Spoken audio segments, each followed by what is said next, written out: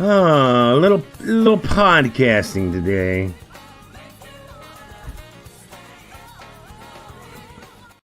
A little bit of streaming enjoyment for you guys today. Oh man, I'm off for the next 3 days. I'm super excited about that. Yeah,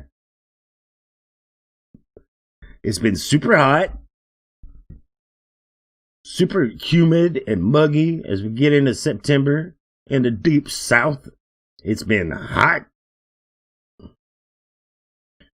Oh man, it has. It's been hot. Hopefully we see some of that erode over the next week. Definitely over the course of the month. Oh man, I don't know how I feel about this, guys. I really don't know how I feel about this. Can we have the volume? Want your help in... I'm back! But you know what's crazier than that? The greatest superstar gaming network of all time, G4, wants your help in finding the newest generation of superstar gaming hosts. My help? Everybody's help! Yay!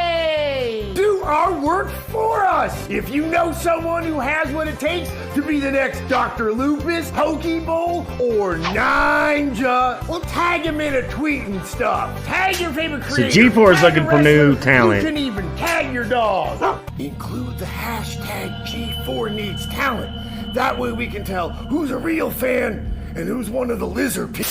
It's a pandemic of opportunities! But what if I want to try out? Then you have to get over your crippling self-doubt. Okay! But the rest of you, go to the G4 subreddit at this address to find out how to submit yourself. Sorry, Tic-Tac Zoomers, you have to be over 18 to get involved. I tell you more, but I'm not allowed to give out any more legal advice on the internet. If you know an OK gamer who thinks they're the most, Crazy Adam might just make them a host. Crazy Adam. So maybe Adam Sessler does have more to do with G4 than I thought he did. So I wonder though, did he buy the name? So like...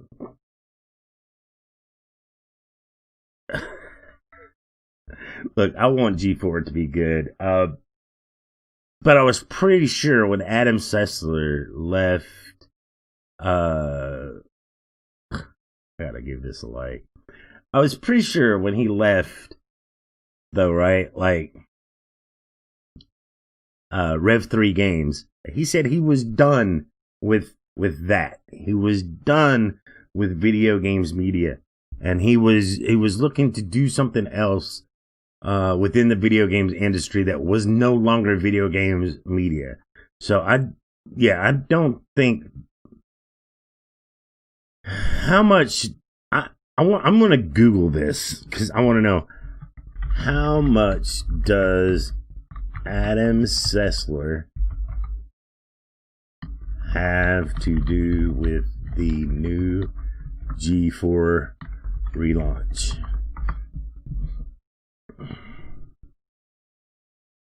Okay, so this is from Variety Magazine, and we can look into this. Long dormant gaming network G4 TV teases 2021 relaunch by Comcast Spectator.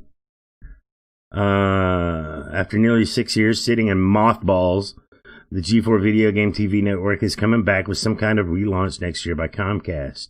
On Friday, the Twitter account of G4 TV and G4's Attack of the Show and X-Play, two popular shows on the network, both posted the same cryptic teaser video caption with "We Never Stop Playing." Video culminates with numerals 2021. IGN, the game entertainment publication owned by JT Global, Jeff Davis, also posted a version of the video 2 minutes before the G4 account did. Teasers were timed for Comic-Con, the first virtual streaming edition for the annual fan convention. Okay. A source confirmed to Variety that the relaunch of G4 is coming out of Comcast Spectator, the company's sports and esports division, whose main businesses are NHL's Philadelphia Flyers and the Wells Fargo Center Arena. Comcast Spectator last year announced that it is building Fusion Arena at a 3,500 seat venue, touted as the largest new construction purpose-built esports arena in the Western Hemisphere. The division also is home to esports team Philadelphia Fusion, which competes in Blizzard's Overwatch League. I don't care about that stuff. I want to know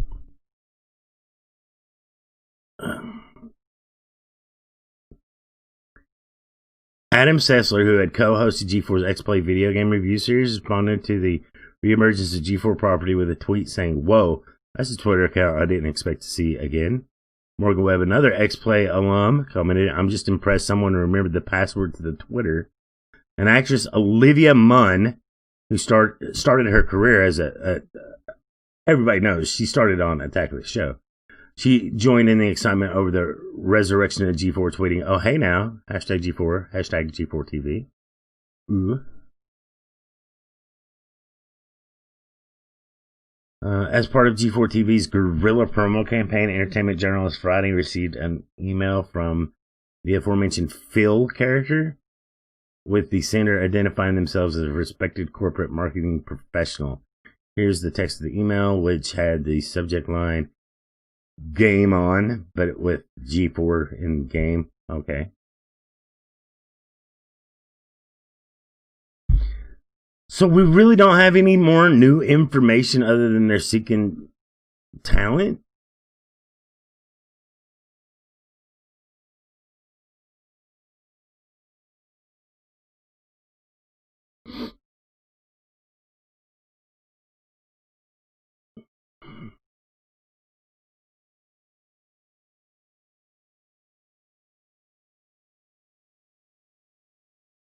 G4 calls for host Adam Sandler. This is what I was looking for. This is what I want to know. Thank you, Niche Gamer. Really appreciate that. Who wrote this? Ryan Pearson. Ryan Pearson, you are a pro. You're the only one. You're the first thing that I've seen pop up on this. Everything else was like, oh, we're talking about the teasers. So good job to Niche Gamer and Ryan Pearson for covering this. G4 and former host Adam Sessler have called for submissions for hosts and for fans to contact those they feel would be suitable for the role.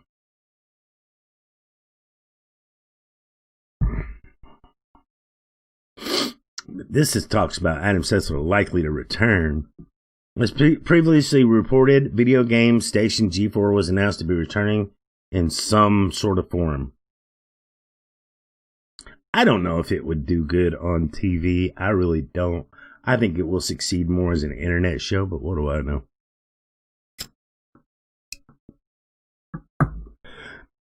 I do. I honestly do think that if it was an internet show instead of a television show, right? If it aired on Twitch and then on YouTube, I think that would do better. Like Twitch, get on this. Try to seal a deal with these guys and get it on the platform. This would be a big win, because of just the nostalgia alone. As previously reported, video game station G4 was announced to be returning in some form. G4's lineup included original shows we already know. G4 also originally hosted by Adam Sessler and Olivia Munn. No. It was hosted by Adam Sessler and Morgan Webb. Morgan Webb. All right. Here I was praising you, Ryan Pearson. Now I got to be wrong show. Okay, first of all, G4 was not a show. It was a station. And you're talking about X-Play. Was originally hosted by Adam Sessler. And not Olivia Munn. It was Morgan Webb.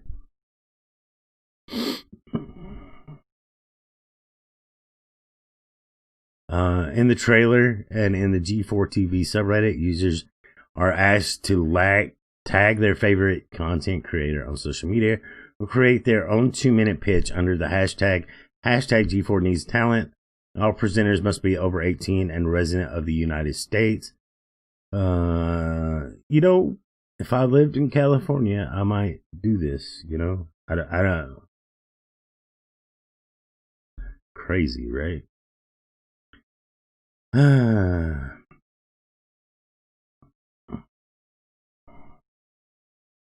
During E3 2013, he exhibited erratic behavior and slurred speech. Really? I want to see. This is Adam Sessler slurring his speech in 2013 at Rev3 Games. Hello there, this is Rev3 Games. I'm Adam Sessler. We are at the Vivitouch booth, who is kindly hosting us here. All right, E3, Vivitouch booth, day 2, E3. Rev3 Games, Vivitouch booth. You know the drill that I've been doing. All right.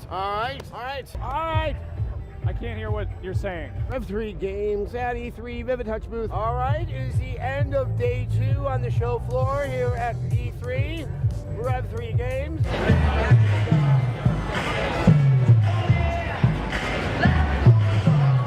Rev3 Games. I think he was just drunk. E3 Vivitouch booth location. All right, everyone. E3. Or maybe he was very sick. Vivitouch booth. Let's rest. I think it's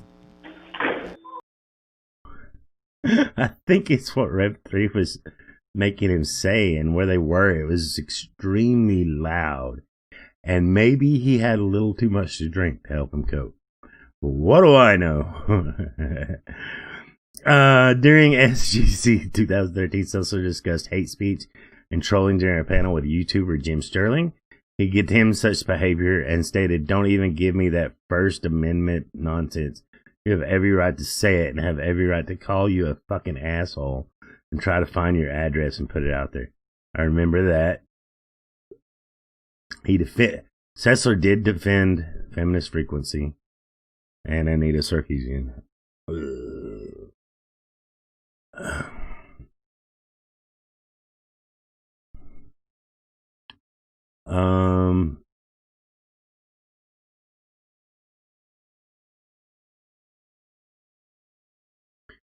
But why does that say he's coming? I don't understand.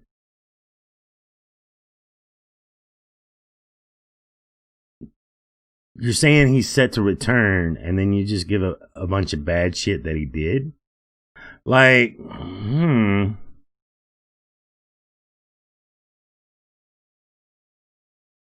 Yeah, I don't know if... As much as I want this to be true and him coming back, I don't know. It seems like when he left Revision 3, that his experience at Revision 3 wasn't quite what he wanted, and it was a different gig than working in television. And so that I thought, from what I understood when he left, that he said he was done with games media, period. But, bring the old guy out of it. I mean, plus the guy is old. Like, age-wise, like, I find it exciting, but does someone in their early 20s, you know what I mean? Does somebody in their late teens or early 20s find Adam Sessler that good anymore? Like, that appealing? I know people in my age bracket that grew up with G4 do. But they're going to want to try to hit a new demographic, right? I just don't know. I don't know how serious to take all this. With G4 returning, like, in some substantial way. And I'm not convinced that Adam Sessler will be a full-time part of the gig. I think they're just using him as a cameo gig to get in new talent. Hey, Sabretooth, what's up, dude? Hey, am I choosing a background? Sure, dude. It's all on you. Unless you want me to send you one of these. Speaking of which.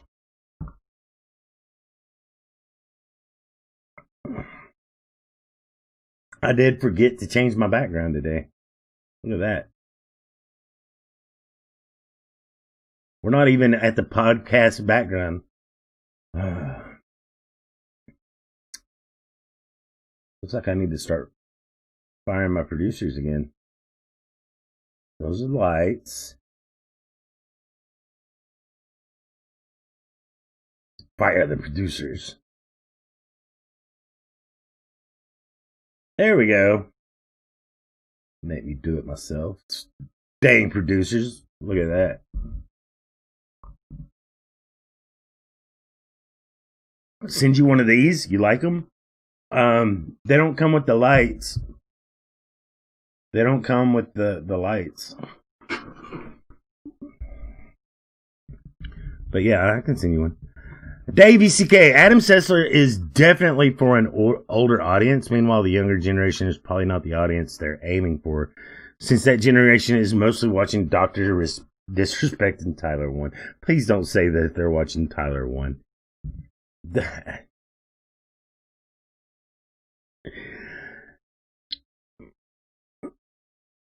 I'm going to say it. I don't care. Tyler 1's got a little man complex. And his show is built around that. And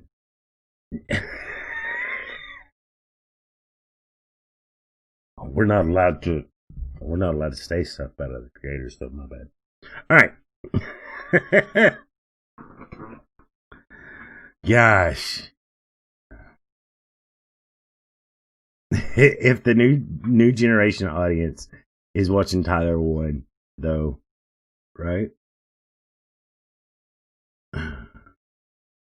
Look at T1's numbers, and the way players interact in online gaming. Oh yeah. No, I get that. But seems to me like they're watching more Doc, Nadeshot, Shroud. I'm just surprised to see Tyler 1's name up there with Dr. Disrespect and Shroud, and you know what I mean? Like, I don't even think he's in the same ballpark like Tim the Tatman and those guys. Like, maybe I'm wrong.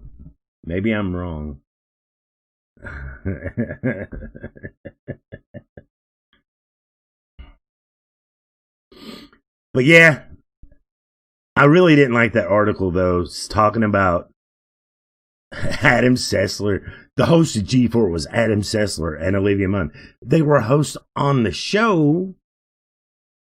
Not even the same show, though. It's like they forgot about Morgan Webb and and Kevin Ferreira. Is that his name? I believe it is. So, yeah, I didn't, even though that was the only article that I actually saw, like, talking about it, the possibility of Adam Sessler coming back. And it really, like, man, that's such a clickbaity line, like, headline. Adam Sessler set to return, but then it doesn't confirm anything. It just says all the bad crap that happened over at Revision 3. I loved Revision 3. I wish it was still a thing. Let me rephrase. I liked Revision 3 while Adam Sessler was on it, and I get why it didn't do well. And I think that Revision 3 was not managed well, and that had a lot to do with Adam Sessler leaving. I will say that. But anyway, let's talk about other gaming news. I just wanted to start out on that and just start out, right out the gate talking about crap that I have no idea about, because nobody does, and it's interesting to stir the mud. All right. So there's a new Super Mario game. Super Mario 3D All-Stars. Super Mario 3D All-Stars.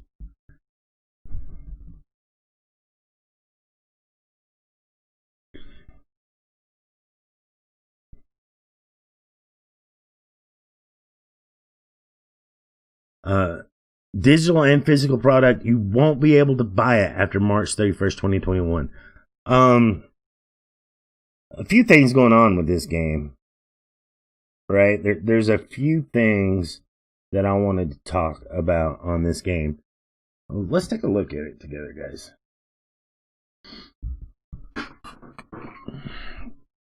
I know the original Mario All-Stars was 3 games. It was the Super Mario Brothers trilogy on Nintendo. So you had Super Mario Brothers, Super Mario Brothers 2, and Super Mario Brothers 3. And Super Mario Brothers Lost Levels. So it was really 4 games. If you include the Lost Levels in there. Now, if we're doing a full 3D spectacular of Super Mario, right? And through the Wii era, like Mario 64, Sunshine, Super Mario Galaxy, but it seems to me like you would put Super Mario Galaxy 2 in here. Don't get me wrong, this is still great value for $60.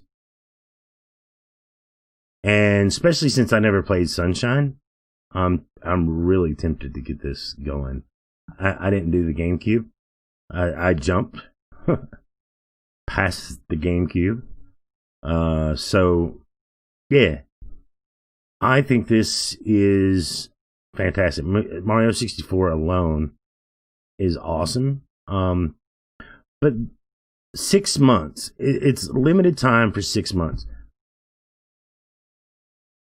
There is rumors that, and these are rumors, it's not confirmation yet, that Nintendo is working on an upgraded Switch. It's all but confirmed by Nintendo, right? So they're wanting to put a new, more powerful Integra chip out there in the world as a Switch. And not a Switch Pro, right? It's not like an upgrade to the current Switch. It is going to be the next iteration of the Nintendo Switch, whatever that is. The Switch Pro idea got shot down. That's not a thing. We're heading towards the next gen. And so I think this makes sense to sell this for Nintendo.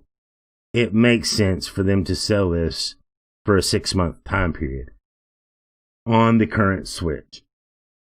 Because I believe what they're going to want to do is, when the new Switch or whatever comes out, release a port of this later on that year somehow and make even more substantial profits. Remember this, you could only get it on Nintendo Switch for 6 months, but here it is, $60, blah, blah, blah. Actually, it'd probably be $70 since it's in 4K resolutions running at 60 FPS. And you know what I'm saying? I think maybe that's what's going on here. That's the only reason that I could fathom that they do a limited time release on this game. I have never heard of limited time digital editions. It's not like you're going to run out of digital printing. Yeah, that's super confusing why they would do that. Because you would think that would hurt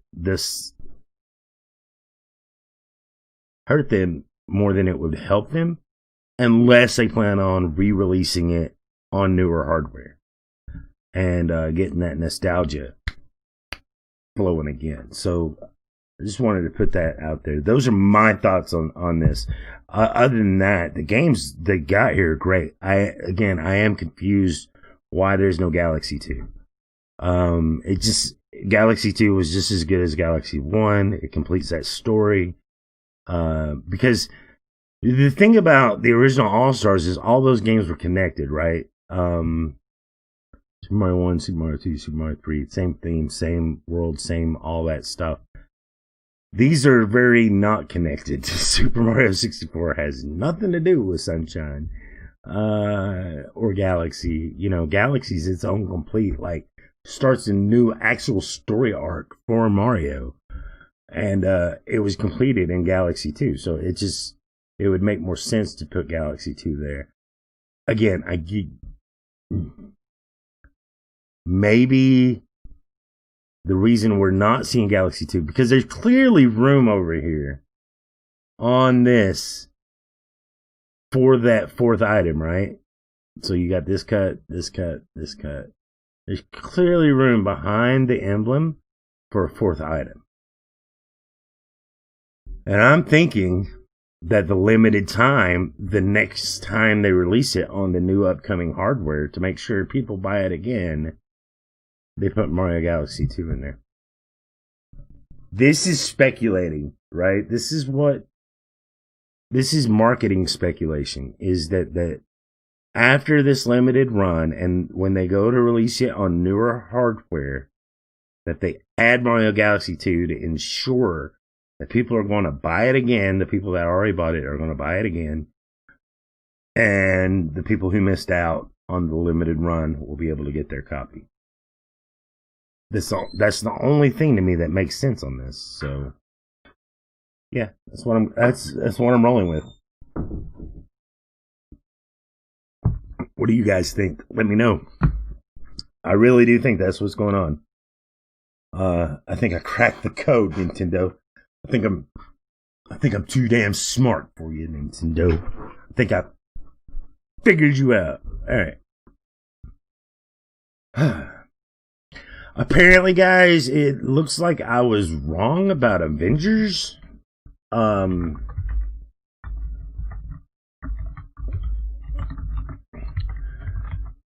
not into the games of service thing. A lot of the reviews I've seen say that the story campaign is really good, and if you're a Marvel fan, it's worth looking at. And that they like some of the story choices. Some of the combat, when it's used in the big set pieces, are fun.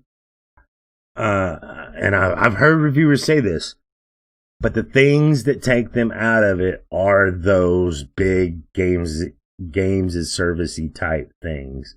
And so yeah, that takes them out of it. Let's see. So far, it is holding a 72 on Metacritic. And it has a 5.8 user score. These are average reviews, really, for the game. But average to me says it was better than everybody thought it was going to be.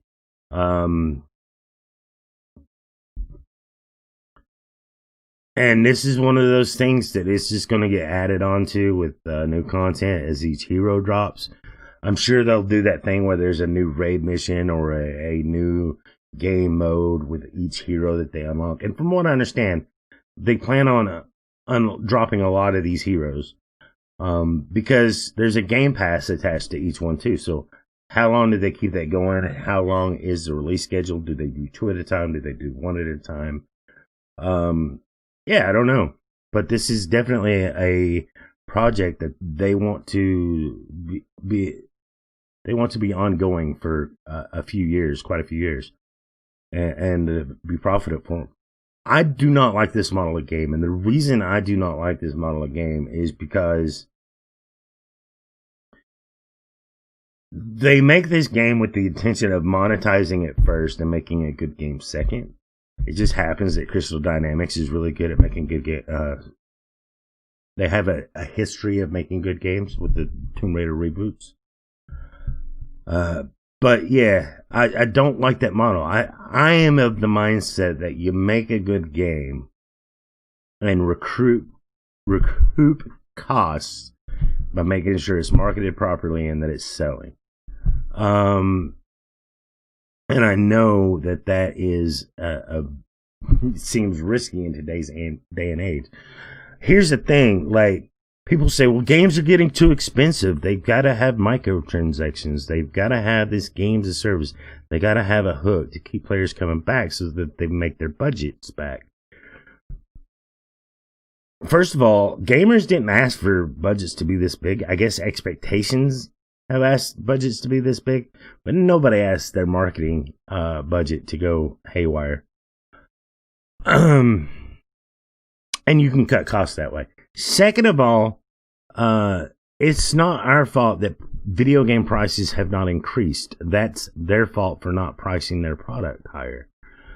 I have said for an entire generation that I am willing to pay the $70, the $80, or even the $90 as long as I got full, complete experiences. The problem with that is that the video game industry itself has found out that it actually would make more money by piecemealing out small content, taking content that they used to give to you, taking slices off and selling them back to you. And if you don't believe that, you can just look at the Maddens and FIFAs of the world that make up over half of EA's entire business. It's not the games that they're selling, it's the items within the game that they're selling to you that makes up over half of their entire business. And that's the way it works. I just wish things were differently. I wish there was a different expectation and a different standard that companies were held to. And there's companies out there that are doing it right, and there's companies out there that are just too far. But apparently I was wrong about Avengers. And by wrong, I mean that I thought it was going to be a bad game. When I played the beta, it didn't seem all that good. It didn't seem all that polished. The first 2 hours of the beta that I played were awesome.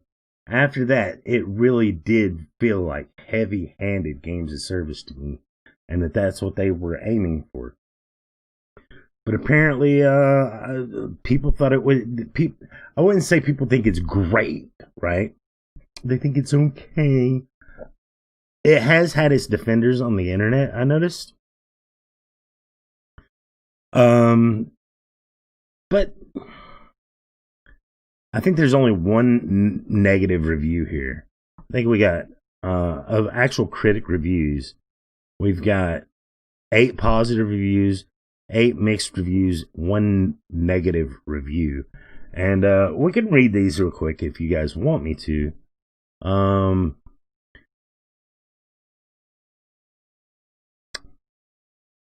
Well, Hobby Consoles gave it an 89. Worth Playing gave it an 85. Hobby Consoles gave this an 89. I've never even heard of this publication. Okay, apparently they are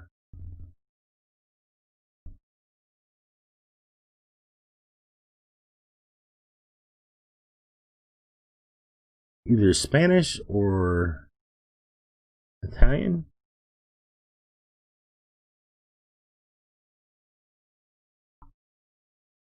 Huh. I'm gonna go with some sort of Spanish. Hobby Consoles. Alright. Sorry. They gave it an 89.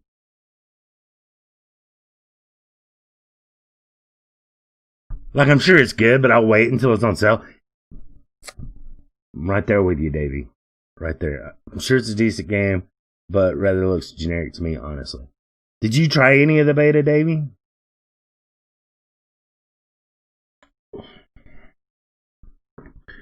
Shack News gave it an 80. Six Axis, I've heard of that publication before, gave it a 70. Spazio Games, never heard of them. Culture Vultures, never heard of them. BGC gave it a 40. Oh, there's 28 reviews in here. Okay. Let's look. GameSpot, still in progress. Games Radar, IGN, Kotaku, Metro Games, Polygon. All these guys are still in progress. They have not issued their final thoughts on this game. Let's see what VGC had to say. This is the lowest score I've seen in so far. Review: Marvel's Adventures forces the world's mightiest heroes on a tedious grind. That's another thing about games as service is how much artificial grind goes into it, right?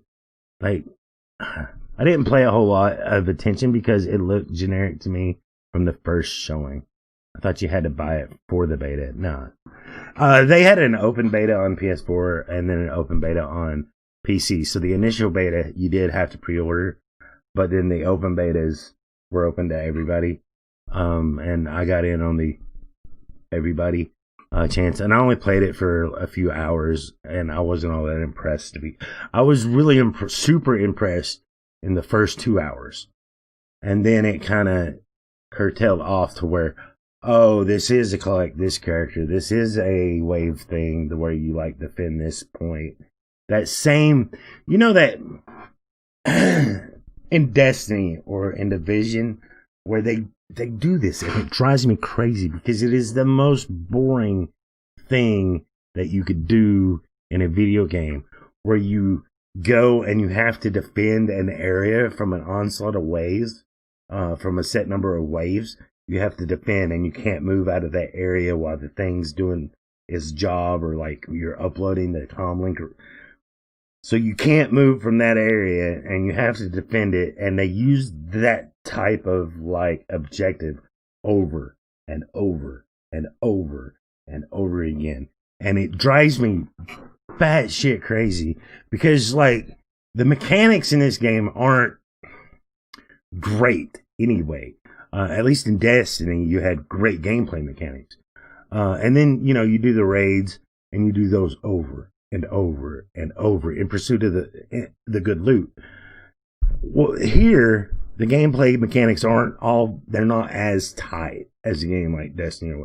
So that stuff becomes super boring, right? It's super blatantly repetitive because all the objectives appear to be the same. And so it gets to that point where it's the big set pieces are really cool and you want more of those, but there's just not enough of them because you're too busy defending this target or capturing an objective and holding it down. And that's just boring. And so there's this artificial grind that goes into this in order to get people to pay money to skip the grind. And, oh man. All games and service games do this, and it drives me batshit crazy, and I hate it. A lot of people love it, you know, but it's just not for me. Oh, man. There are too many games plus too many free to play games for me to spend $60 on average looking games. Right. I feel you. I wanted much more out of this game. What's really, really upsetting is that I love Marvel, the Marvel properties more than I like DC properties. And I really loved Marvel Spider-Man, the PS4 Spider-Man. Really, really loved that game. Probably going to give it another playthrough. But on this, I feel like I'm missing out. I feel like the fan that is missing out because obviously people see something in this game, but I didn't like it. Does that make sense? I feel like I feel left out. You ever been a fan of something and then they put out a product that you just don't like and you feel left out because everybody else likes it, but you don't? I feel left out. And what's really sad is, and don't get me wrong, I do love Batman and I love the Arkham like franchise and stuff. But knowing that Gotham Knights is not going to be, I don't like Marvel better than DC. I do like Marvel better than DC. I would rather have an Avengers game that played like an Arkham game or a Spider-Man game. And what's really frustrating is that the franchise that I like less than Marvel, but I still like it, Gotham Knights, is not going to be a games of service. You can play that completely solo if you want to. It does have a co-op mode. I mean, I'm glad that's happening. I love Gotham Knights. I just wish Avengers done the same thing. I don't know why they have to make every property, every IP. Like, why do we have to monetize the good IPs? Like, why, EA, did you try to, over monetize Battlefront 2? That Marvel's Avengers game is ass? Really? Brian? That's what we were just talking about. I'm not thrilled about it. It's better than people thought it was. So far, it's holding a 72 on Metacritic. Oh, and the user scores are just as average. They're not bad. Well, I guess there is kind of this offset. So there's 228 positive reviews. There's 161 negative reviews. And the defense is really 39. All right, so we know the people. I can guarantee you what the people who saw this as negative. Let's just see. I believe the reviews 4 out of 10 is generous. This shit game, it seemed like there was no way it could lose, but here we go. Watch it fall on every point. Look at this game up in the dictionary under squandered opportunities. The worst part of this game is the story. Instead of playing as the Avengers, you play as a new character, Trojan into the main slot, a character you never heard of before. Here's some quick review for you guys. The gameplay is an absolute garbage. It's super boring. You get bored after 3 hours. I felt that way. The graphics looks like a mobile game. I disagree. I think the graphics for the game do look good, except they could use some more color. Trash loot system. Yes, I felt that. Doesn't make any difference. Just spam all the buttons, microtransactions, tons of bugs and glitches, bad performance, boring co-op missions. There's literally the same thing over and over. And then he keeps going. Garbage, pure garbage. There's better games on itch.io. What they spent the millions on to make this, I have no idea, but it wasn't to make a good game.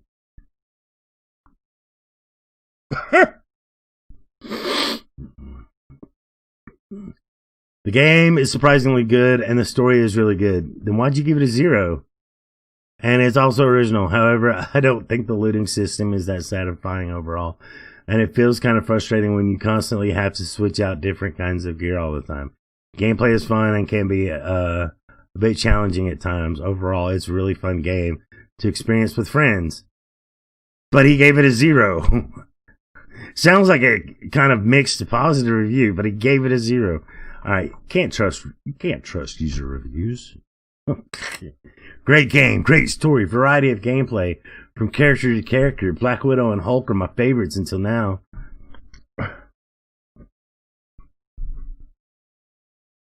What's this guy say? Surprisingly great. Loving the campaign, and a lot of the bugs fixed have made a great difference. Great job, Square Enix. Marvel's Avengers has a good campaign. I really enjoyed the story they created and can't wait to see how they add that with future content.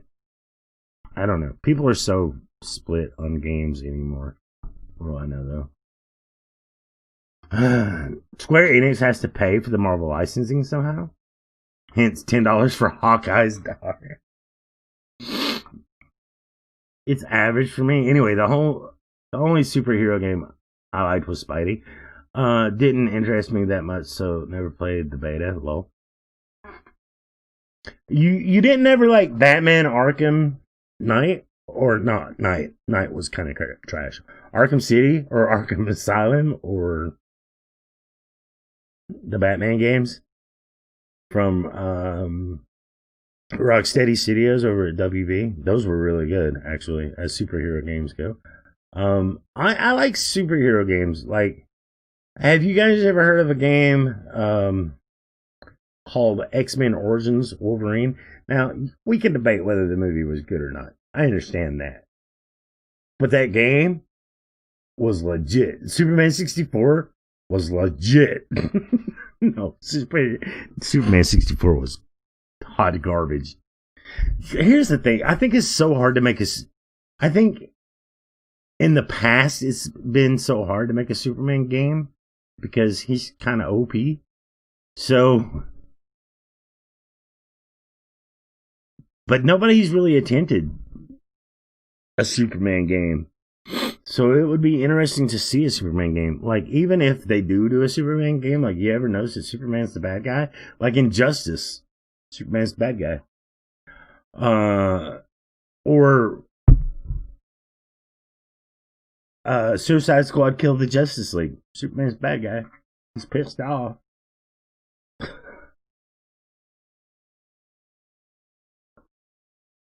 Thank you, Davey. I love Ultimate Alliance. I have Ultimate Alliance 3 on the Switch. I haven't played it all the way through. And I'm thinking when I get through of Ghost of Tsushima of doing that.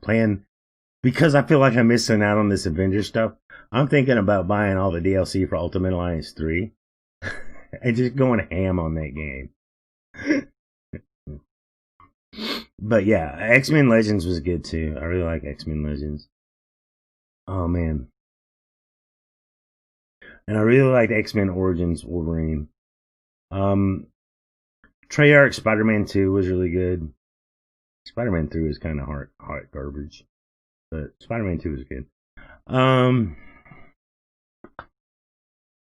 Yeah, there's been some good superhero games, and there's been some really bad superhero games.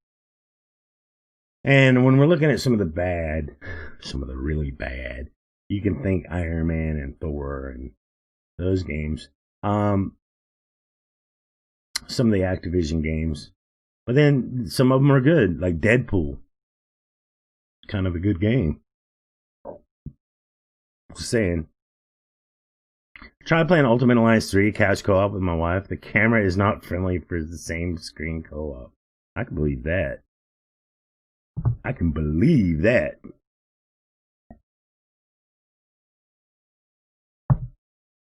Camera is sometimes not friendly for single player in that game. For sure. For sure. Oh, man. What else we got going on?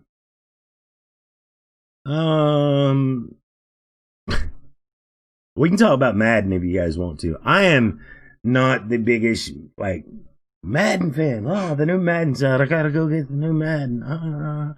I've always enjoyed Madden on my own scale. Pre-PS4,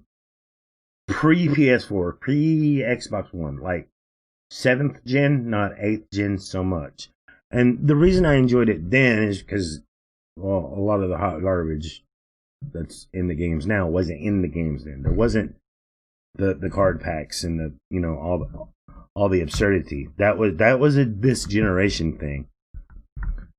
And I think I bought one Madden game this generation, and it turned me off completely. Another thing I've never liked about Madden games is how they're annually released, right? So they come out like every single year. And when you're putting out a game every single year, you don't really have a whole lot of time to innovate your franchise forward. Like, we look at some of these other companies that put out games like every 3 to 4 years, and every 3 to 4 years when they put out a new game or a new thing in their series, they've made a dramatic improvement over the last game, whereas Madden does do that. I released the same game I did last year. Little thought, little effort. We just changed the names on the jerseys and the rosters of which team, who plays for which team. And so that's what you're buying really on an annual basis. And then they put in these card packs and these microtransactions that people spend a lot of money on. But the thing is it's only good for 18 months. At the end of 18 months, you can't play that game online anymore. And not to mention that the next iteration of the game is going to come out in a year, and you're going to want to play that. And then you're going to have to start the cycle all over again. And that is super, super anti-consumer to me. It seems like, to me, the EA would do better if they released a football game every 3 to 5 years and actually innovated the game and made these really cool changes every 3 to 5 years, and instead of just selling you a little selling you an expansion, like the roster expansion or the franchise for the next year to get the new voices in. It's just small, meaningful microtransaction stuff that you pay in on the year. Why not do it that way instead of releasing a game every year? I am a sports fan, but I've never bought any sports game consequently. Yeah, no, I get you. Consequently, I get you.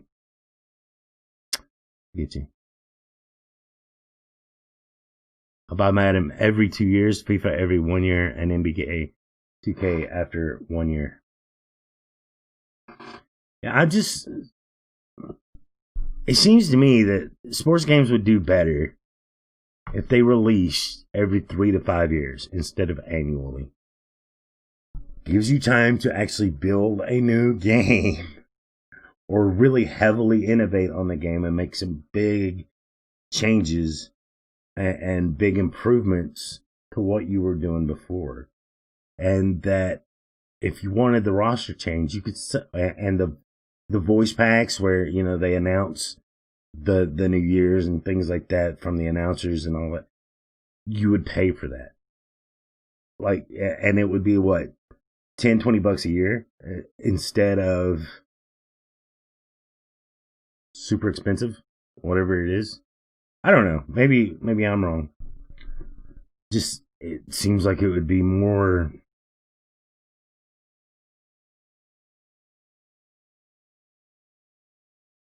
efficient to do it that way. But again, EA's not out to make some money, right? EA is out to make all the money. Jim Sterling says that. They're not out to get some of the money. They don't want just some of your money. They want all your money.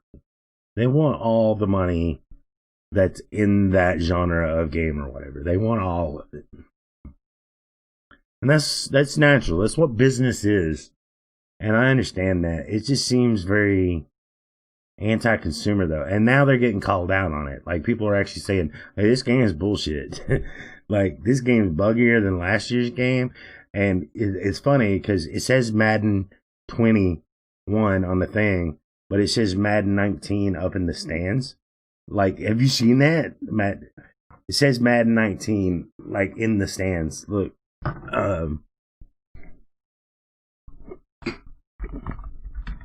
21 says Madden 19, or yeah, 19. And they're supposed to be getting some of this out. They're supposed to be doing some of the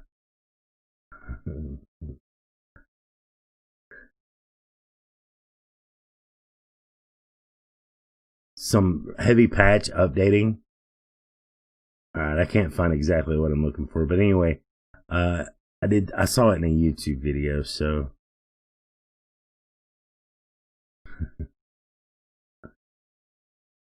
Madden 20 versus 2021 or 21.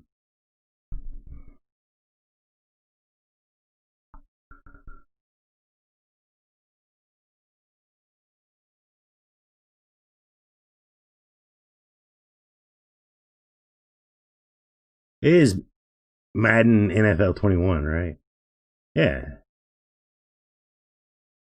Anyway, I just can't believe how buggy some games are. Like I saw one bug where the quarterback passes the ball right, and the guy catches it, but he's like he's not holding it. He's just running in place with another like player running right up beside him, and they're running the same animation and everything, and the ball is floating on their heads. And it was super like, what? It's now the lowest rated game of all time. Yeah, exactly. The roster's changed, but it isn't worth $60 every year. Agreed. Absolutely agree, Brian. Absolutely agree. Oh, man. Super frustrating stuff right there. How about you guys? You guys got any topics that you want to talk about? There wasn't that much news this week. One of the things I did point out in my news video is how I think the PS5 is going to be actually stronger than the Xbox Series X. And I'm not saying that as an Xbox hater or a PS5 fanboy. I'm saying that based on critical evidence. The fact that Xbox has failed to show us any new game footage from new games running on the Xbox Series X. When they showed us Halo, when they showed us the Medium gameplay footage, they showed it running on a PC that is simulating circumstances that would be, or the conditions of an Xbox Series X. They're trying to emulate that on a PC, which is something that they rarely do. They've not done that because they're usually Xbox World Premiere, Xbox playing on the Xbox exclusive. You know what I'm talking about? Whereas the PlayStation 5, first of all, showed a really compelling tech demo for the Unreal Engine 5 that was running actually on the PlayStation 5. They've showed graphics and playthroughs of Ratchet and Clank, A Rift Apart, and they've actually showed us what the next iteration of Gran Turismo is going to look like on the PlayStation 5. But they've actually showed us physical gameplay and things running on the PS5. And the reason I said that this matters is because I think the Xbox has got some problems. I think that the dev kits haven't been out there long enough, for one, whereas the PS5 has been out there for at least 18 months or longer, 2 years, maybe. The dev kits have just been out there long over the PS5, without a doubt. Like, we knew about them like a couple of years ago. Or the Xbox just getting them out this year, you know? Another thing to consider, though, is not just that we haven't seen any gameplay running on an Xbox. On paper, the Xbox is more powerful. We know that for a fact, right? The clock speeds are higher on the GPU and the CPU. On everything but the SSD. But remember that super fast, the super SSD tech, and is in the PS5. And the AMD Smart Switch technology, which offloads power from the CPU to GPU and vice versa, is also in the PlayStation 5. We know this for a fact because we've heard Mark Cerny explain it to us. So one of the things is that Mark Cerny was talking about is that the SSD is so fast that it's able to hold rendered image information and load it faster than the GPU or the CPU could possibly ever want to, no matter how much RAM was backing it up. And I think that's really going to prove they don't have to worry about the clock speeds as much. They can run a much cooler system that is performing better, that is having longevity, lasting longer because it's not going through these high temperature heat cycles.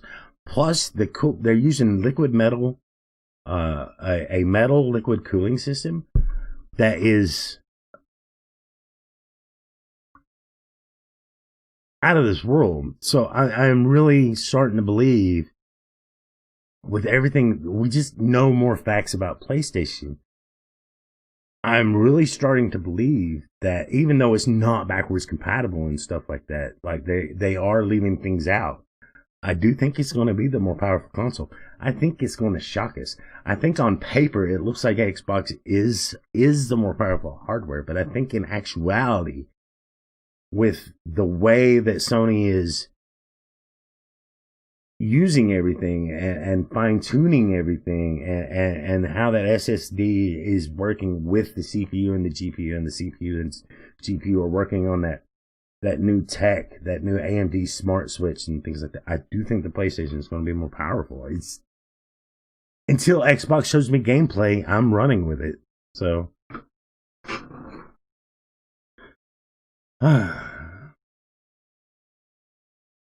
Gotta go sleep. All right, Brian, we'll see you later, dude. Have a good one. There's another company that kind of challenges people in football. He said that their new game this year would be $30 and it would be necessary to buy since you can update teams on your game. Cool.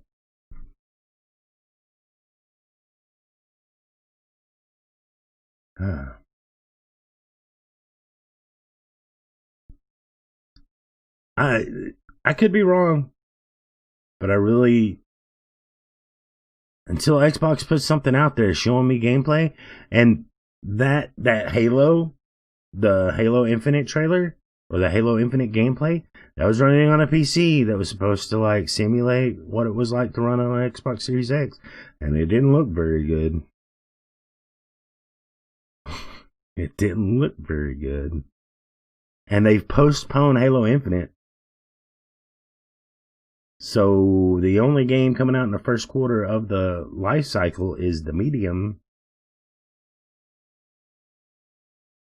And even it didn't show us actual. The only gameplay that we have seen run on the Xbox Series X is stuff running off of Game Pass or this generation. So it's backwards compatible stuff that's running on the Series X.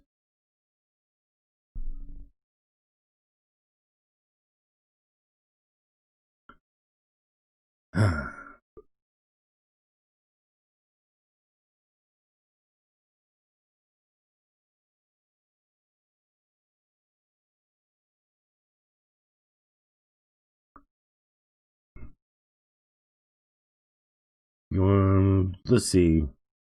You guys want to see some of these hosts? I want to see some of these hosts. Let's see what some of these hosts are like. We're gonna look up the hashtag G4 needs talent and look at some of the hosts that are trying out and applying for this. This guy right here, let's check him out. I'll put this together. This quick 30 seconds attack of the show mock into a few weeks back. Please tag me under this post if you think I should at least be considered. Huh. Well, what's going on, geeks and gamers? Welcome to Attack of the Show Remastered. When we last left you in 2013, the world was quite a bit different. We hadn't yet had an economic downturn, there was no global pandemic, and my name was Kevin Pereira. Now, it's been quite a few years since then. Things have changed. Donald Trump's our president. The world is most likely coming to an end. And my name is Alex, your host and better-looking, budget-friendly version of Kevin, joined by the lovely, amazing, incredible Invisible Woman as my co-host. And we're here to bring you all the latest and greatest in gaming and pop culture news. This is Attack of the Show. He is, I think he's trying to be Kevin Ferreira, honestly. Instead of being himself. I don't know that I like this. I mean, it is funny. I guess that's the lol, Invisible Woman. I guess that's for me. I like what you did there. I'm not sure if they'd like the politics involved because it's alienate viewers who unfortunately support. What's that got to do with anything?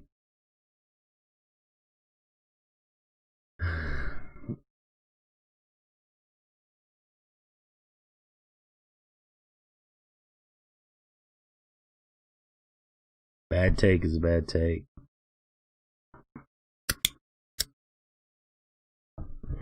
Give me just a second. All right, let's search this up though. What is the hashtag? It's hashtag G4 needs talent. There we go.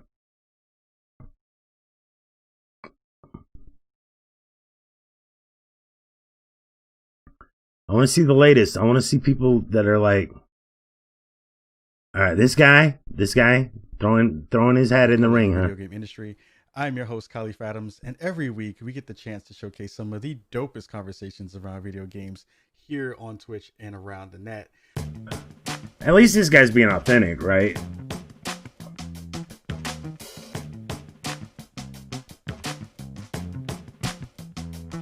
Oh, wow. This guy's actually putting in a resume video. This is a resume video.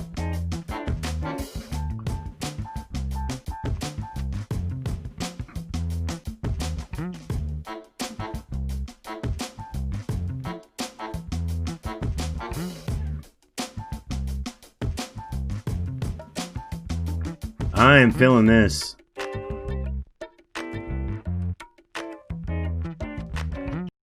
Welcome to the Twitch channel of the Spawn on Me podcast, the premier podcast spotlighting people of color in the video game industry. This is an awesome, but this is more, I felt like, I've not listened to this podcast. I don't know much about him. I'm judging him just purely from this video, right? And I feel like that this is a resume video, and this looks like it would be more towards the production side and not the host side. I'm going to be honest. That's the way I feel on Khalif.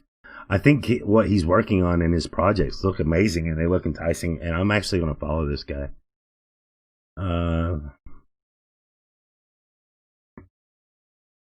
Yep, give him a follow. Definitely going to give him a follow. But Khalif, as much as I love you, dude, as much as I think you're awesome and badass, I do think that this resume style video is more towards production and not actually hosting the show. When you're putting in a host resume video, you really want to put, in my opinion, you're wanting to put out all your charisma pouring out into a video, whether onto a project or whatever. And you could have done that while you're working on your different projects, like you did in this video, but have where you're speaking more. And yeah, again, it's just a thought. Let me hear this one. This one is Paris, Night City Wire. Hey, so Paris, is he doing like a with another video, and this time one of my favorite subjects, Cyberpunk 2077. Yeah, okay, we're talking about Cyberpunk. More specifically, the recently premiered Night City Wire Episode 2. So I got a chance to watch it a few times. Figured I'd take a few notes and then just break down what I liked about it, what my impressions of it were. So Holly Bennett over at CD Projekt Red, she hosted again for Night City Wire, and okay, this is three specific topics. They talk about the life paths that you can choose in Cyberpunk 20. So you start off in Arasaka, so you're approaching it from that point of view. So this is kind of your okay. This is a clip from his latest news video or his latest topical video from his actual YouTube channel. Is what it seems like to me. This is the content that like I make on my YouTube channel, and that a lot of people make on their YouTube channels. I really like I like using this approach, and I like it. I think though, when you're sending in one of these to G4, you want to send in. I don't know. I've not seen your Paris's YouTube channel, but you want to send in the one where you're putting it all out there, right? You're putting 1000%, like the attitude, the charisma, it's all over the place. I mean, again, I've not seen this guy's YouTube video or his YouTube channel or whatever, but I don't know. I do like the fact though that he's doing a normal series. I'm gonna have to check him out too. So where's his YouTube? All right, right here. Let's check it out.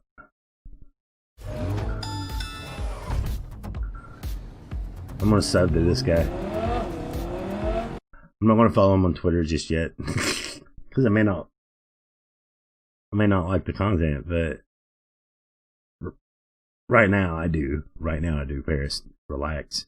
I'm watching your stuff. All right. Did I miss some? Oh, it scrolled down on me. All right.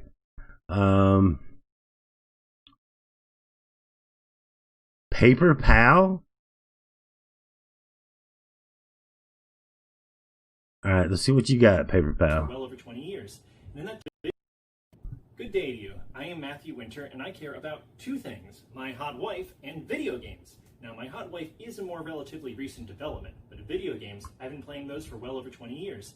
And in that time, I've grown a bit of a critical eye on them and how to look at them from a gameplay and design perspective. In addition, I've been looking at how developers are advocating for certain things, consciously or not, in the design of their games. My favorite game genres are adventure games, platformers, first-person shooters. My favorite game is Paper Mario on the Nintendo 64, but I've dipped my fingers into pretty much every genre of game out there. Now, I know what you're thinking. Has this guy have any hosting experience? Yes, of course. Any hosting experience that I have has come against the most difficult audience of all, retail customers. But my ability to not make people angry at me for long periods of time will surely come in handy at G4. G4 is something I've actually watched a lot of through middle and high school. The first time I experienced an E3. I gotta be honest on this guy too. I'm not digging it, dude. Paper Pal, I think you just need to calm down, relax, and be yourself, and not worry. Yeah, you want to be able to read a teleprompter good enough. But at the same time, I think you're coming across as artificial and fake when you're reading your script that way. And I don't think that's the intent. And I think that, so as a performer for G4 coming back, I think some of the things that he's going to want to work on, right, is being more comfortable in front of the camera and not so generic. Actually being himself, or seem more genuine while reading the teleprompter or script or whatever he's got working on, and not rely so much on like scripted movements to go with his, you know what I mean? Like, but anyway, let's see what he's doing. I think this guy's got quite a long way to go. G4, if you're listening and want to repair your network, you'll hire James Austin Johnson. Okay, it's called JAJ. We're doing JAJ now. Could potentially save failing G4 and save our games industry. Too much crunch. JAJ will restore G4. G4 needs talent. Let's listen. Let's watch. Thank you, G4, for getting in contact with us and asking real Americans who they think should be on your terrible show. You failed program, okay? You failed once. Who said it's going to do well again? It's not looking very good. Not looking very good, but some people really liked it, okay? A lot of people liked X-Play. Yeah, before they had the internet and they could just watch a YouTube trailer. So we don't know if you're going to be doing, how you're going to do X-Play again. We're wondering about it. But I'd like to nominate one boy who I think is a very special boy. We've known him a long time. Never met him before in my life. We don't know this man. But we have an incredible relationship with him. We feel very strongly about James Austin Johnson. We think he's right up your alley. We think he'd be doing a lot better than Sega, okay? A lot better than the failure of Sega. How you have this company, who, by the way, that's doing incredible software, Shenmue, way ahead of its time. C-Man doing really great, but then the hardware is so shitty. Some of the worst hardware that we've ever seen. How you have these, the systems crap. This guy impression of the president is on point. I have my ass off. I really like this guy's impression. I love the satire in it. It's really good. I would want to, at least if I was G4, this is the guy I'd want to interview. I'd want to see more of what he's doing. But yeah, I definitely love where he's taken off. I'd want to see more of those impressions and see how he is at like actually reading the scripts and working on projects and, hosting, like legitimate hosting content. But yeah, that's it. That's a good start. I love that. I think he did an awesome job. That's my opinion, though. And it's probably because the impression was so on point. All right. This is, who is this again? I'm sorry. Lisa Follies.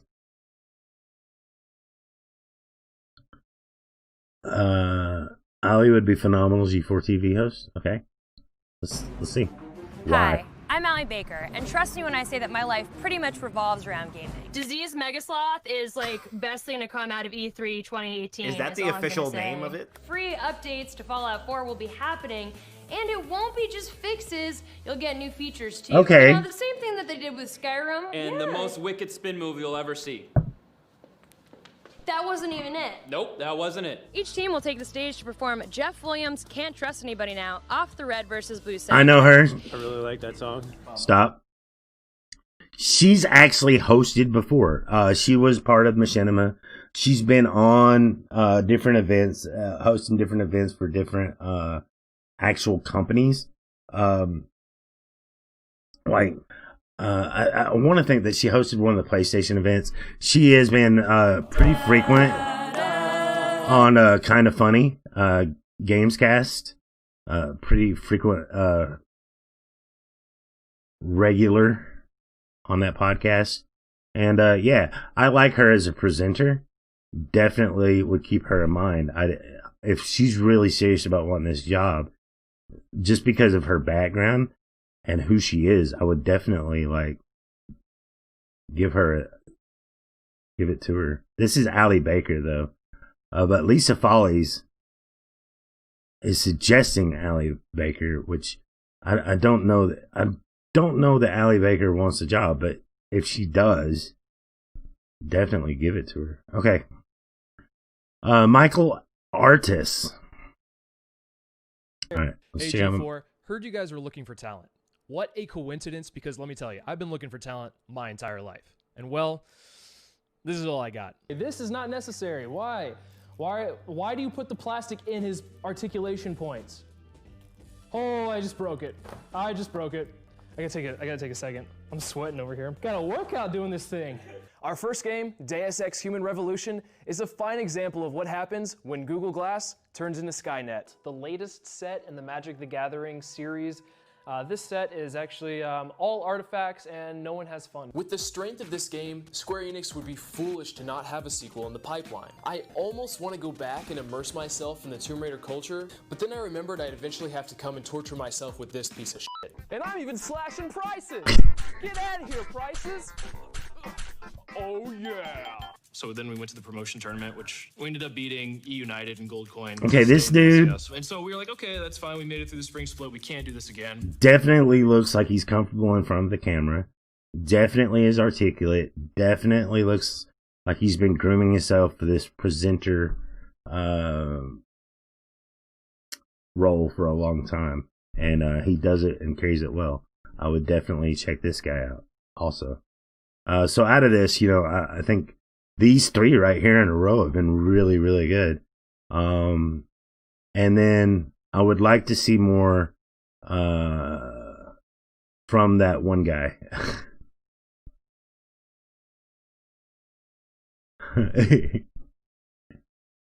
Abraham Garcia Rodriguez. We made a thing.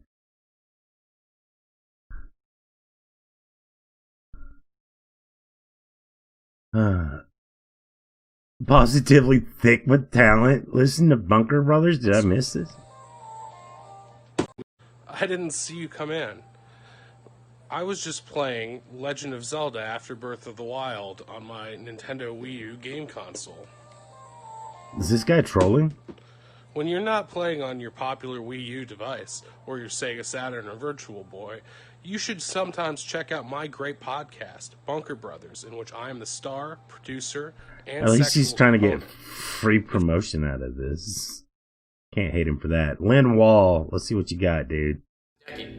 Games have always been so important to me. I grew up autistic, and even though I'm very high functioning now, I was lacking a lot of the social skills most people had, but games as a social space, as an environment, multiplayer, online, really gave me a safe space to come into my own and develop those skills, and because of that, games have just always been something that's an outside perspective or a showing of resulting damages. Let's plays. Like, get in a plane, jump out the plane, and know how to parachute properly, right? He still wants to murder it! And a podcast series with my best friend. And now that I'm working in the entertainment industry by day, I moved over to streaming at night to make better use of my limited time.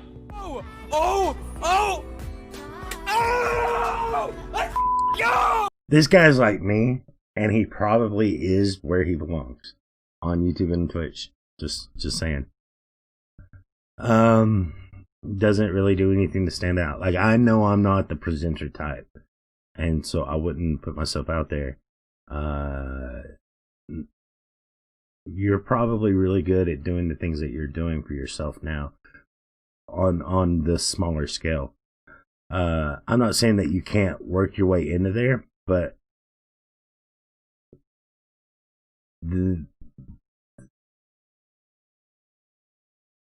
So far, not. I guess if I was working at G4, I would give this guy an interview, give him a shot. But I wouldn't have my expectations very high. You know what I mean? Like, but I would definitely give him a shot.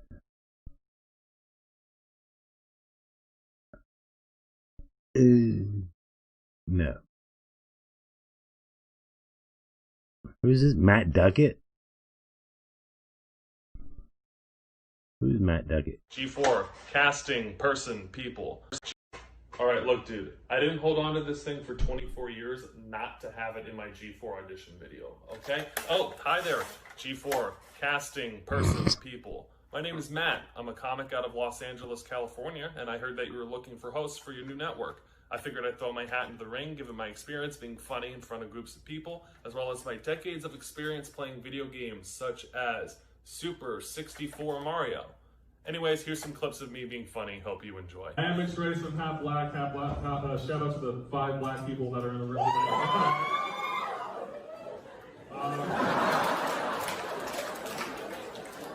I'm not allowed to do that. I am a mix of half black. I know I don't look like. I am black in the same way tomatoes are fruit. You know what I mean? You see me, you don't go, oh, that's a half black dude. You see me, you go, that is the tallest Jew I have ever seen. President Trump says that Microsoft has 45 days to complete a purchase of TikTok's US operations. Experts say that even if Microsoft is able to acquire the app, PlayStation will still have better exclusives. Joe Biden is in the final stages of selecting his vice president for the upcoming election. Biden says that he hopes to have as close a relationship with his VP as President Obama did with him. Given that all the finalists are black women, Biden is likely looking to re-up his N-word pass that expired in 2016. Wow. Okay, so guy's edgy. The guy's edgy. I don't know. We'll see. Let's see what this guy. Who is this? Needs a talent. My personality is very much perfect for X-Play type 2000s humor editing. So this guy is a product of his time, 2000s.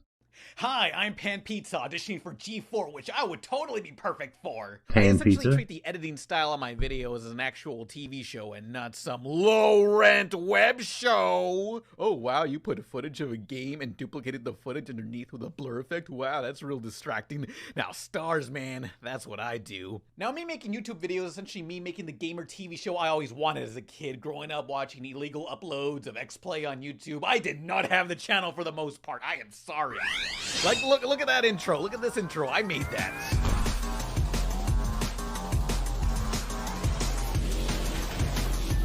See, wasn't that good? Though I usually show up as a cartoon avatar like Space Ghost Coast to Coast with no mouth movements. See, it's cheap and easy to do. But anyway, there's plenty of classic Pan Pizza moments.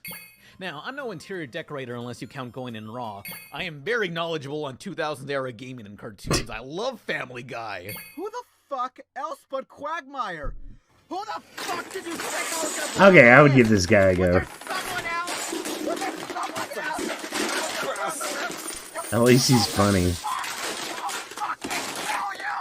And I'm not afraid to get more personal and down to earth with my fans, especially live and uncut on stream. Those times where you're defeated and you just have to like masturbate and cry. I mean, there's no shame in it. I think we all do it. Man, I don't. Wow. I think his But are you pregnant? presenter.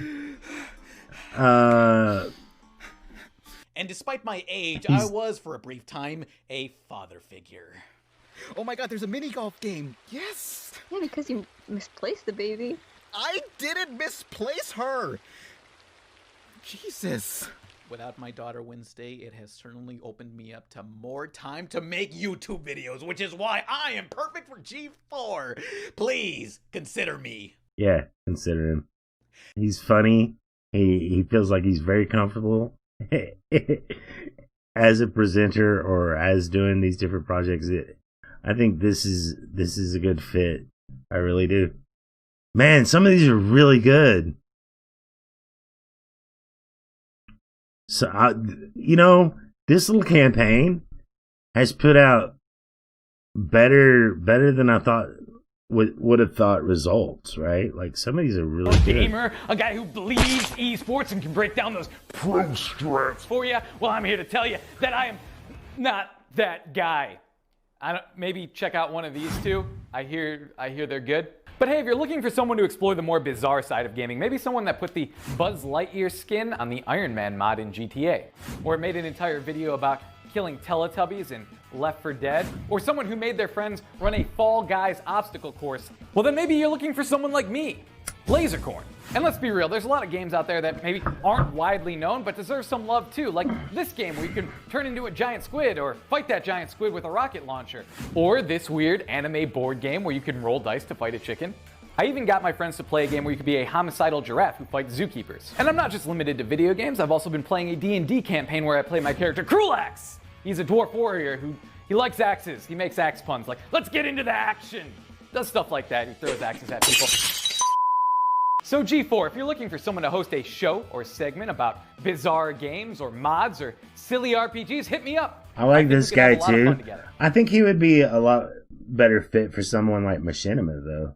Like what? Or Machinima. Machinima is not a thing anymore. Funhouse. Dude, you should be applying for Funhouse, dude. For real though. Well, if you've ever set foot in a comic store, then you're definitely familiar with us. Just about everything there comes from previews. Every month, we bring the Comic-Con experience to you with thousands of new and returning must-haves. Point blank, previews is the best way for fandoms to check off their wish list. And you can do exactly that by going to previewsworld.com/catalog every month. Or you can pick up a copy of our monthly wish book. It's the best way to make sure you don't miss a thing. And previews isn't just comics. You can pre-order upcoming apparel, art, statues, imports, and more. For game lovers, we even have a section dedicated to tabletop games. And, last but not least, we've got manga and more arriving straight from... So she's definitely got a background. If she's replying to G4 TV, taking a huge leap with my fingers crossed. It's not a huge leap. You seem like a very good presenter that's already Japan. Doing this. Let your local comic book shop know what you want to pre-order. We're here to ensure that you, and only you, are representing your fandom to the fullest. To get a glimpse into the future of your LCS, pick up previews this month from your local comic book store. Or, if you're already settled in, check out previewsworld.com right now. Go on and set foot on Previews World.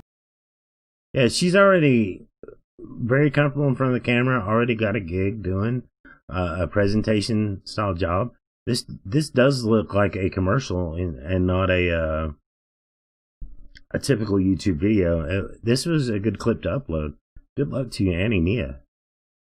Man, some of these are really good. My name is She Says from the web series Boundary Break. It's a show where we basically take the camera anywhere we want to try to find secrets and new discoveries to some of our favorite games. I'm here with a pitch to you about my show being on G4 TV. I always felt that the show was in a television-like format, and I feel like with a cast and crew, we can make that vision a true reality. So the show itself has been renowned in many different ways. It's been written about countless times on places like Kotaku, Polygon, and IGN. So this it's also is been nominated not... for an award at one time, and it's also used for educational purposes. This is a show pitch idea and not necessarily a hosting gig pitch. So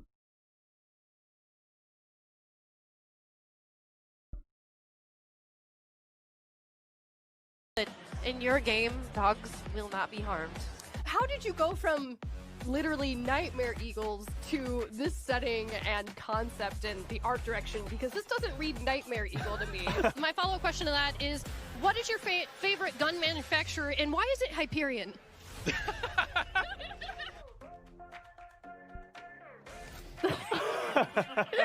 So if PlayStation cares about me personally, they will include, don't make that sound shame, they will include Silent Hill on this. yeah, give her a shot too, man. They're so good. Oh, I guess it's just like I'm blown away. I actually thought that this would be a lot of material just to make fun of, but some of these are so good. You guys are so good as presenters. Maybe I'm just a terrible, like, at being super critical. I know I started out that way, with some of the people just uploading their YouTube content, or like this guy just showing what he was producing. The guy that I think there have been some people that I was a lot more critical on. Like, I don't know about this comedian guy. I don't think he's a good fit. But many of them have been better than I thought they were going to be. A lot better than I thought they were going to be. Here to discuss just what's so exciting about Microsoft's next console, here's IGN's executive editor of Mick Tech Vanilla, what's up, and dude? How content you doing? creator Paris Lilly. Gentlemen, thank you so much for joining us today. You know what really excites me about the Series X is just the technology that they've packed inside this box. The fact that we're now getting this 8-core, 3.8 gigahertz Zen. Okay, this is a CPU. different side of We're you, getting Paris, the that I didn't see 12 before. teraflops I'm definitely going to check out GPU, this dude's the 16 YouTube channel. gigs of DDR6 Doing good? RAM Hey, that they're Sabretooth, having what's in going it, on, my and dude? Of course, that SSD, which is 1 terabyte, I believe, but just the speed that we're going to get, you know, getting rid of load times, things like this. Man, I thought normally this a would big be a treasure trove of trash and that we were going to make fun of so many people. But this has been so good. Even Dreamcast guy getting a G4 is coming back and they are looking for hosts. Here's my audition tape so I can become the next Adam Sandler. On-camera personality, and I'm just cleaning off my 100,000 subscriber plaque for being YouTube famous, and I noticed that you guys are looking for new talent. Dreamcast guy, your camera is not and be the face of the in network focus. now that things are being rebooted. So I want to throw in my hat. I have a wide variety of talents, from being able to talk to already owning a great microphone. As much as I love Dreamcast guy, and I love Dreamcast guy. Goat, man, what's going on, dude? How you doing? When the mic is in focus but not his face, I know I love Dreamcast guy, but I love him as a YouTuber, like as a YouTuber, as a presenter. I can't picture him being a presenter. Like the hosts on G4 are presenters, you know what I mean? And so they are presentationists, and some of these have been really good. And as much as I hate to say it, man, they're blowing you out of the water, Dreamcast guy, when it comes to their resumes. Like, I have watched a lot of these videos now, and they have been really good for the majority of them. There have been a few where I'm just like, I don't know what this guy's going for by posting this, or but yeah, Dreamcast guy, I don't think so. All right, let's check out this. I'm just checking out these guys to see. These are people who want to be part of G4. They want to be a host on G4, and so I'm checking them out. Let's check it out. Channel. Today I'll be reacting to some more submissions you guys left on my subreddit. Let's check it out. Okay, let's get right into it.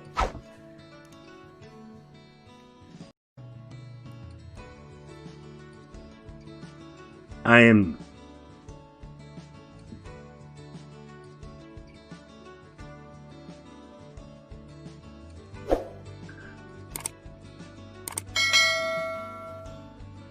not digging the vibe here. I've thought about throwing my hat in the ring by throwing up one of my old review videos or something, but I don't know, man. I don't know.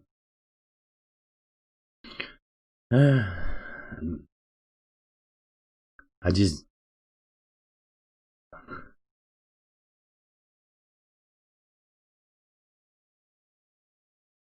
a lot of these have been really good. We're getting down here into a meme territory. Who's this? Chef Mike Hackers. Oh, it's just a GIF. A lot of these we're running into GIF territory now. Are we running out of videos?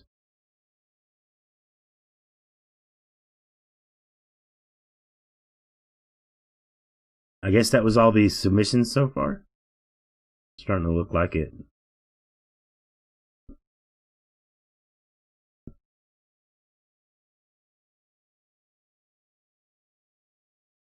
All right, here's one. Listen, you guys are the makers of your own destinies, okay? And I hope this is working. This isn't working. Hang on, wait. You guys broke my stream. Everything's broken. Everything's broken. You guys can do anything you want. Anything you want, ever. You can do it. You can buy Okay, you know what? I'm out of here. You guys are ruining my moment, my speech. Imagine if the president... While I have this going... Listen, you guys are the makers of your own destinies, okay? And I hope this is me giving my acceptance speech to be a host on G4. I don't think that's how that works. Well, here I go. Time to shoot my shot for at G4 TV. G4 needs talent. Audition. What is this? Huh. G4. Good for you, Goat. Audition. Good for you, dude. Submission. Oh. Huh. Yeah, this guy looks a lot like Adam Sessler. It's very Adam Sessler-ish going on right there. But we can do this? We're doing this now. Oh, okay. Hi, my name is Mark.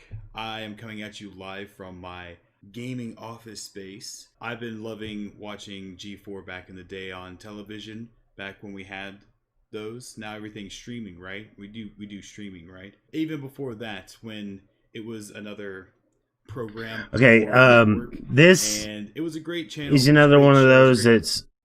It looks like he's doing good YouTube content. Looks like he's doing good Twitch streams. It looks like he's a very likable guy. But he's not on the level of some of the other people that we've seen that's aiming to be a presenter. Like, we've seen different videos go up. And some of them, I don't know, like, maybe give him a shot. Give him an interview. Test out the waters and stuff. But there have been some of these, like, real resume videos that have been coming through this feed that have blown me away. And we can go back and look at some of those because I think we're running out of actual videos. So yeah, I'm going to scroll back up to the top. Yeah, we're starting to run into where it's the same thing. So yeah, we're going to roll back up to the top. Let's re-scroll it all the way back up. And I'm going to rewatch some of my favorites so far and see what you guys think. So I really like, I know Allie Baker. She puts in here,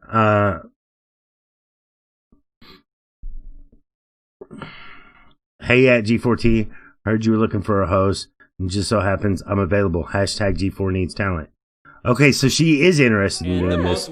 I think she would be awesome. She worked at Machinima, and she's done hosting for different companies. Actually, as a presenter at like PlayStation event, and she's also been on Kind of Funny Gamescast as a guest, and I think she's perfect for a role like this. Around gaming. Disease Megasloth is like best thing to come out of E3 2018. Is that the official name of it? Free updates to Fallout 4 will be happening, and it won't be just fixes. You'll get new features too. You know, the same thing that they did with Skyrim. And the most wicked spin move you'll ever see. That wasn't even not doing it. daily giveaways anymore. Each No, team man. will take the stage to perform Jeff Williams' Can't Trust Anybody Now off the Red vs. Blue soundtrack. I really like that song.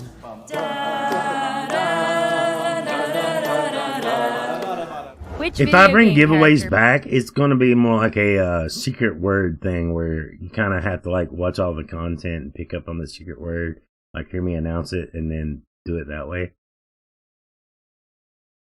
If I bring them back. best represents you. Porkins. Watch out, everybody. Yeah, watch out. Got a Porkins here. Got a big Porkins.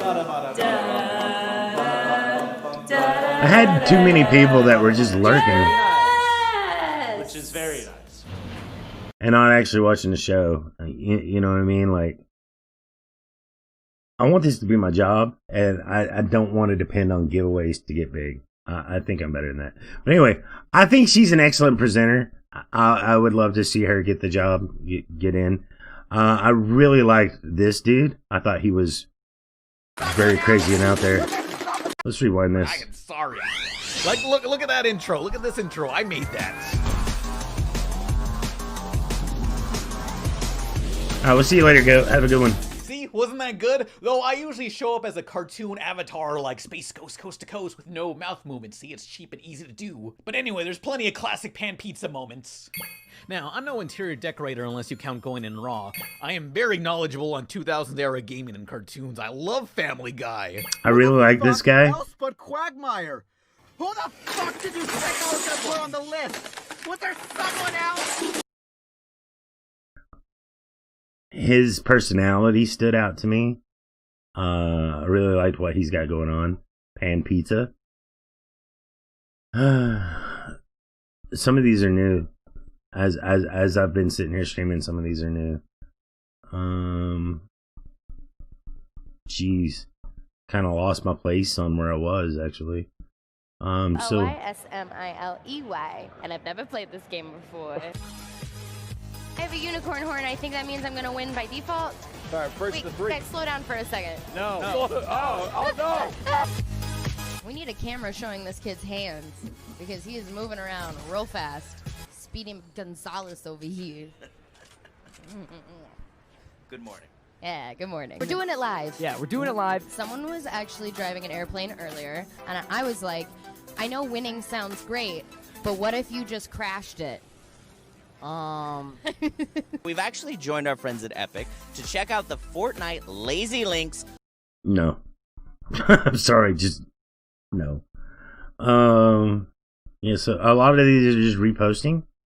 This guy I thought was really funny. This was with us and asking real Americans who they think should be on your terrible show. You failed program, okay? You failed once. Who said it's going to do well again? It's not looking very good. Not looking very good, but some people really liked it, okay? A lot of people liked X-Play. Yeah, before they had the internet and they could just watch a YouTube trailer, so we don't know if you're going to be doing, how you're going to do X-Play again. We're wondering about it. But I'd like to nominate one boy who I think is a very special boy. We've known him a long time. Never met him before in my life. We don't know this man. But we have an incredible relationship with him. We feel very strongly about I thought this was really good. We think he's right up your alley. I like that. This guy was really good. I actually liked I've been him. looking for talent my entire life. And well, this is all I got. This is not necessary. Why? Why do you put the plastic in his articulation points? Oh, I just broke it. I gotta take a second. I'm sweating over here. Got a workout doing this thing. Our first game, Deus Ex Human Revolution, is a fine example of what happens when Google Glass turns into Skynet. The latest set in the Magic the Gathering series. This set is actually all artifacts and no one has fun. With the strength of this game, Square Enix would be foolish to not have a sequel in the pipeline. I almost want to go back and immerse myself in the Tomb Raider culture, but then I remembered I'd eventually have to come and torture myself with this piece of shit. And I'm even slashing prices! Get out of here, prices! Oh yeah! So then we went to the promotion tournament, which we ended up beating. Yeah, I like this guy. Bitcoin. I think you should give Michael Artis a shot.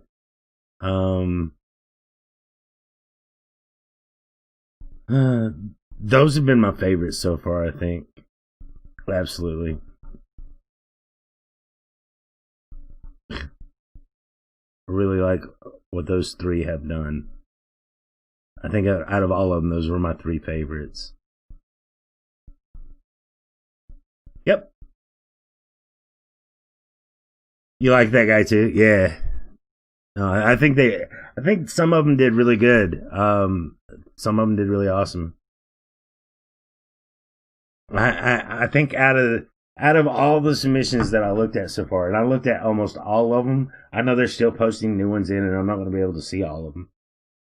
But out of all the ones that like legitimately put them in, there were 3 or 4 that were really good, and that I hope that they do well. Of course, Allie Baker, I think she would be awesome. That last guy, Michael, I think he would do good. And then Pan Pizza. I really liked what Pan Pizza put up on his thing. And then the Trump dude. There was 4. I like, but a lot of them that I said give them a shot and give them a chance, they are YouTubers first, and they were putting out their YouTube videos. I don't think that they were putting out all of the charisma that they could. So maybe like just give them a shot, give them an interview, and just what is your best stuff? Can you read a teleprompter? Can you be a presenter? Can you do? I think that would be really good. I know I couldn't do it, man. I couldn't do it. I love that stuff. I love talking video game industry news. Like, I really love talking video game industry news.